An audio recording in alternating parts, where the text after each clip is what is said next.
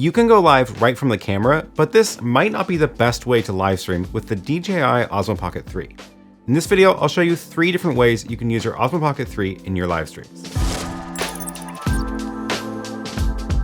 Hi, I'm Aaron Parecki. I'm a big fan of tiny cameras, and I really do like the Osmo Pocket 3. One of the new features in the Pocket 3 is the ability to plug it into a computer as a webcam. So first I'm going to show you what it's like to use the built-in live streaming feature on the DJI Osmo Pocket 3. First, in order to live stream with the Pocket 3, you do have to download the DJI Mimo app onto your iPhone or Android device. Once you download the app, turn on the Pocket 3 and press this and it'll start looking for a device. Here, it's going to pair with my Pocket 3. It's going to take a minute, which is the first problem. It's going to join the Wi-Fi, and eventually this is going to boot up and we should see the Pocket 3 in the phone.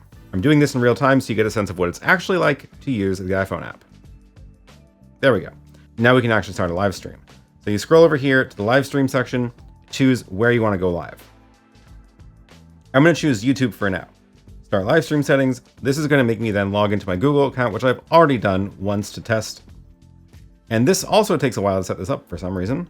You'll also need to actually give the Pocket 3 a connection to your Wi-Fi, in which case I've already connected that once. Give your live stream a title.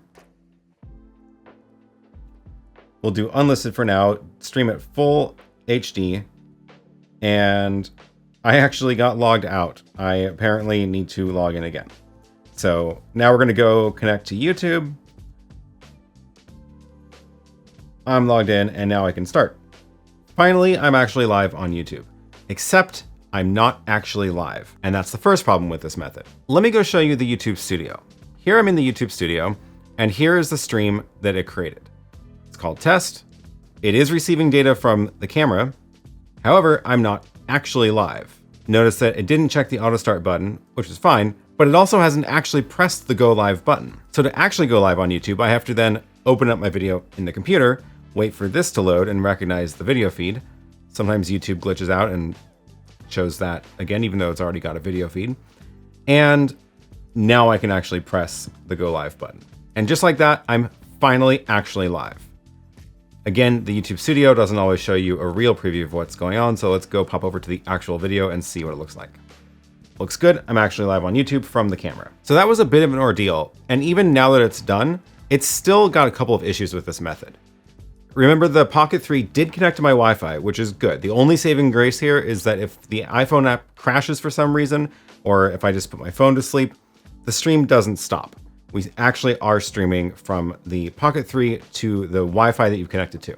But if there's any problems with that Wi-Fi connection, the feed will just stutter. So you're completely at the mercy of the Wi-Fi connection. One of the other really big limits of this is that all you get is the camera feed. On YouTube, all I can see is the live camera feed. I don't have the ability to add graphics. I can't add a countdown timer at the beginning. I can't cut to a title card.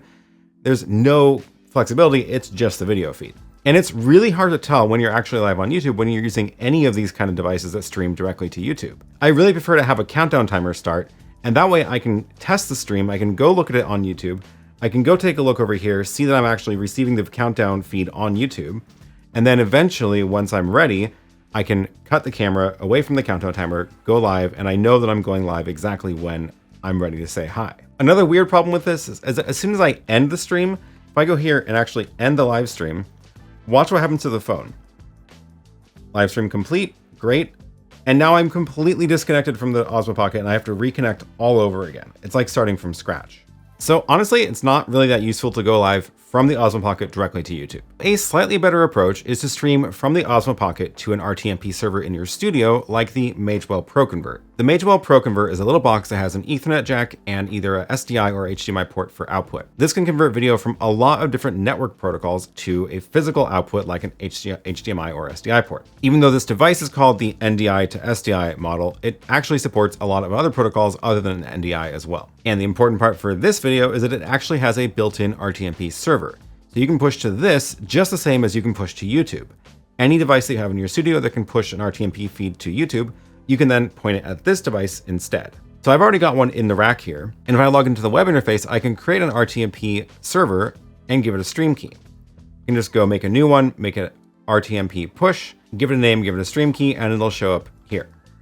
So I've just given it a short key so I can type it in on my phone. And Now we can go to the Osmo Pocket and configure this as a streaming destination. So I'm going to connect back to the Osmo Pocket, wait for this to connect to the Wi-Fi, join the Wi-Fi. And now that my phone's connected, I can scroll back over to the live stream section, click on custom RTMP, start the live streaming settings. And now I'm going to have to connect the Pocket 3 to my Wi-Fi again and punch in the RTMP server URL of the Magewell Pro Convert. So I've already typed it in once, so remember it from last time, but I've got the IP address of the Magewell and I've got the stream key entered in there. We're going to try 1080p, but I have a feeling we might get some problems, and let's try smooth.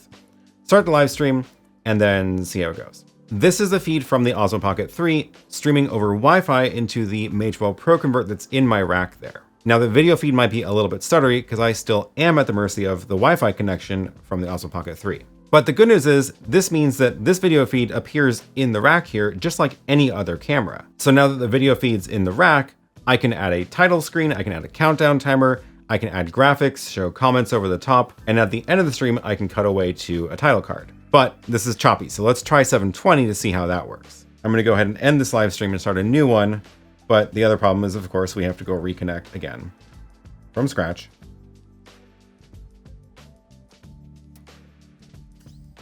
What? It was saved. What?